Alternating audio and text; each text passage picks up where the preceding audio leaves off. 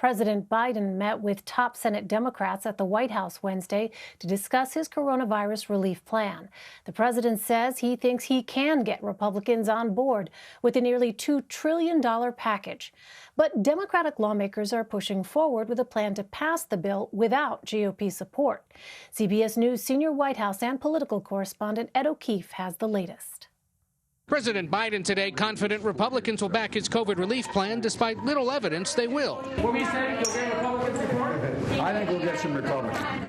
But Utah Republican Mitt Romney, who backs a much smaller targeted bill, said members of his party will only get on board if the president cuts the size of his plan. If it goes forward without any changes from what was originally proposed, I would predict that not a single Republican will support the $1.9 trillion plan. One area of potential compromise, who's eligible for new stimulus checks? That money that will go out the door immediately. Mr. Biden said he wants to fulfill a campaign promise of $1,400 payments, but might be willing to negotiate over who qualifies.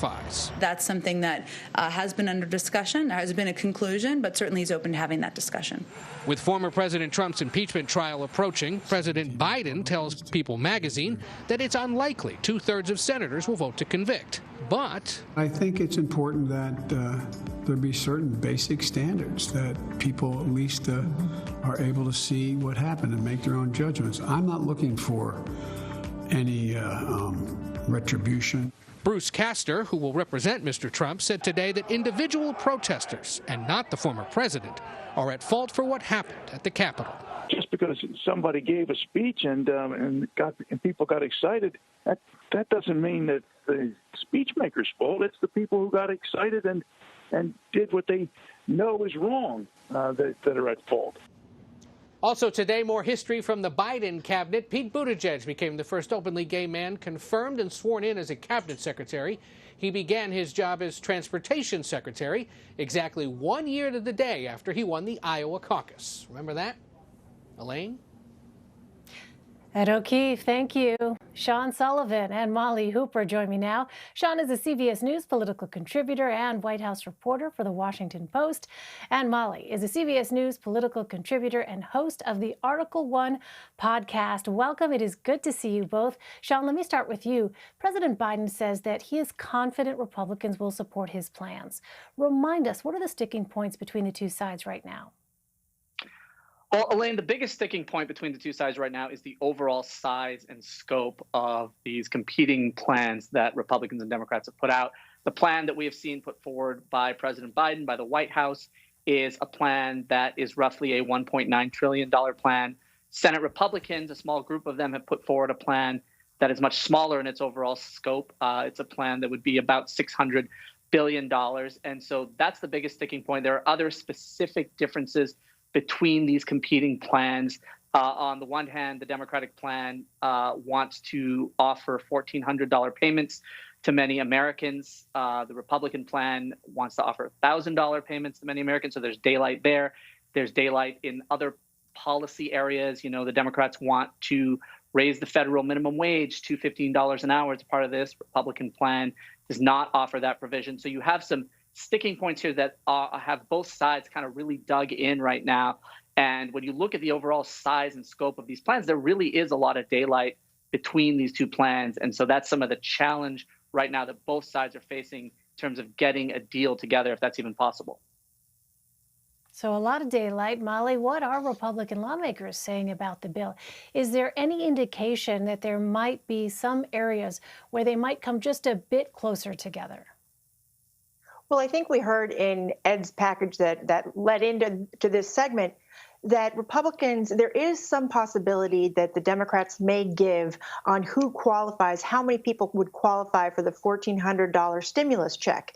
And that's something that perhaps Republicans could get on board with, because even though the size of the stimulus check, $1,400, would remain the same, the number of people who qualify for it would go down. meaning that it wouldn't cost as much. So that's a possible area of cooperation. Republicans are also looking at how the administration is going to be spending money on vaccines and schools and et cetera, so forth. So there are areas of agreement. The challenge, though, is the way that the Biden administration is moving forward in eventually getting to an ultimate package. And they're doing so by using budget reconciliation, which is kind of a fancy term of saying to the relevant committees who would handle each portion of this bill, this is how much you get to spend what you're going to spend, and get us a bill back to the House and Senate floor, and we'll vote on it. And we only need a majority of each chamber to do so. And so by doing that, it's essentially cutting Republicans and the sway that Republicans would have out of the equation, because Democrats can pass ultimately whatever they decide to approve in those committees to the president with only a majority vote in the Senate. And so that's why Republicans, their backs are up against the wall a bit. And we've heard Republicans today on the House floor, at least, saying that, part of the reason they're opposed to this budget reconciliation and the way that the Democrats are going about this is because the president came in saying that he wanted bipartisanship and unity. And clearly, by moving forward with a $1.9 trillion budget reconciliation bill, that does not include unity or bipartisanship at this point. So, Molly, let me just get you on this. So you mentioned this budget resolution. What about the Senate? Because meanwhile, as we understand it, the Senate is engaged in a process to vote on numerous amendments to the relief plan. And what does all that mean for actually, bottom line, getting relief to Americans? What's the time frame that we're looking at? When might that happen? Well, again, what the House and the Senate are doing right now is they're passing these budget resolutions that essentially instruct various committees like the Health and Labor Committee or the Education and Labor Committee, the Health Committee in the Senate side, the Ways and Means Committee that has to do with taxes. They're sending to those committees basically instructions and a pot of money and saying, hey, you have this amount of money. So you're going to take that money and do with it what you will, essentially, ostensibly what the administration wants, and then send us your final bill back with essentially how you're spending that money, and we will pass that in the House and the Senate and send it to the president. So right now, what they're doing, it's not binding. It's basically saying you have this amount of money, do with it what you will, but come back to us on the House floor and the Senate floor, and then we'll take a final vote. And so there is area for compromise in the various committees. And on the Senate side, what happens with this procedure is that senators, they debate for 50 hours, and then they're allowed to have almost unlimited amounts of amendments to it. Not a lot of those amendments will necessarily pass, but Senator Mitch McConnell and other senators like to put their colleagues on the record as taking tough votes. And even if some of those amendments are included, it really is not going to impact the overall number, $1.9 trillion of the package and the amount of money that these committees will have to deal with in terms of passing a final measure that deals with COVID relief. Well, Sean, let's turn to the coronavirus pandemic. I want to ask specifically about vaccines. As we've reported, the administration will be shipping vaccines directly to pharmacies. The federal government is also working to ramp up vaccination efforts across the country. What more can you tell us about these plans?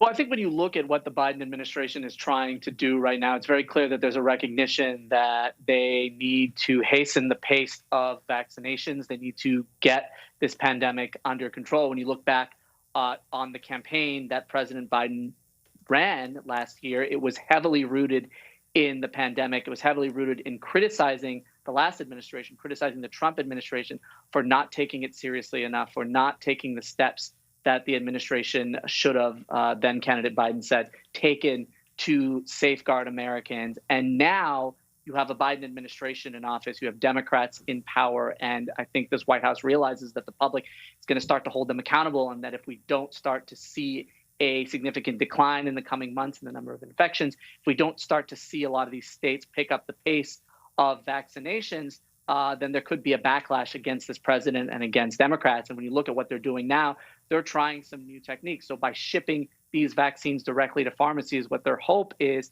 that people will be able to get them at a faster pace, that people are familiar with their local pharmacy, that they know where to go, that they don't have to change much about their daily routine. They don't need to find a larger vaccination center. You're seeing different states and localities handle the vaccinations and the distribution of vaccinations differently. I think what you're seeing the administration try to do right now is simplify that process, try to make it easier for Americans to get access to these vaccines, try to get more shots into arms, because they understand they're under a lot of pressure right now. And if things don't pick up, things don't change, they're going to face a lot of criticism for their response, or what Republicans would argue probably is a lack of an adequate response in a lot of these places.